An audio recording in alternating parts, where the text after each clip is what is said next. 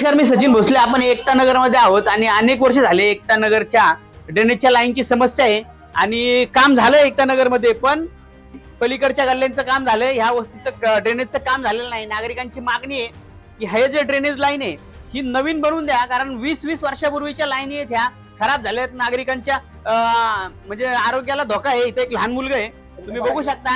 या लहान मुलाला डेंग्यू झाला होता आणि तो दवाखान्यात ऍडमिट होता. तर चंदननगरला काय झालं नेमकं? त्याला डेंगू झालता त्याला की आम्ही 10 वेळा त्यांच्यापर्यंत कंप्लेंट द्यायला गेलो तरी ते लोक येऊन सुद्धा बघत नाहीत. आम्ही जायचं त्या कुटीवर, चला आमचं चंबरा भरल्यात, चंबरा तुंबल्यात, आमची लेकरं बाळ आजारी पडल्यात, तरी ते लोक तेव्हा येणार, मग ती गटर काढणार. नाही देणार. 10 वर्ष झाले, 20 वर्ष तेव्हा पाईप टाकलेला आहे. हा, आणि त्या पोराला डेंगू झालता, 2 लाख गेले. खरंच म्हणलं तर कनात जेवण सुद्धा जात नाही, घाण वास येतोय. घाण वास येते. कुठल्या भागात आहे आपण? हे कुठला भाग आहे? कोडगावश्री. नाही, आपल्या वस्तीचं नाव काय?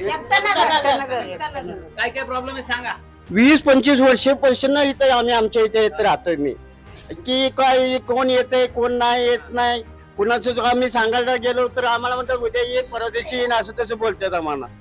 आम्ही एवढं संडास घाण एवढं याच्यामध्ये लहान मुलं ये वगैरे ह्यांना एवढं आजारी पडले लोक की बाया हे असं कुठंपर्यंत जाणार आम्ही. संडास बरोबर नाही, काही नाही, कारण ढासा आतमध्ये येतात, झुरळ आतमध्ये येतात, झुरळचं साथ हे सांगितलं तर येणार इथं, नाही तर येणार कोणी बघतच नाही इथं अजिबात. मतदान गेलं तर आम्ही सगळेजण आम्ही आवरून जातो. नागरिक इथं एवढे त्रस्त आहेत की ताई दाखवतात की तुम्ही मतदान घ्यायला येता त्यावेळेस नमस्कार करता, आम्हाला मतदान करा. कार्यकर्ता पुणे पॅन्थर संघटनेच्या वतीने आंदोलनाचा इशारा देतो. त्वरित ही लाईनीचं काम झालं पाहिजे. आमचे उपाध्यक्ष राजू भाऊ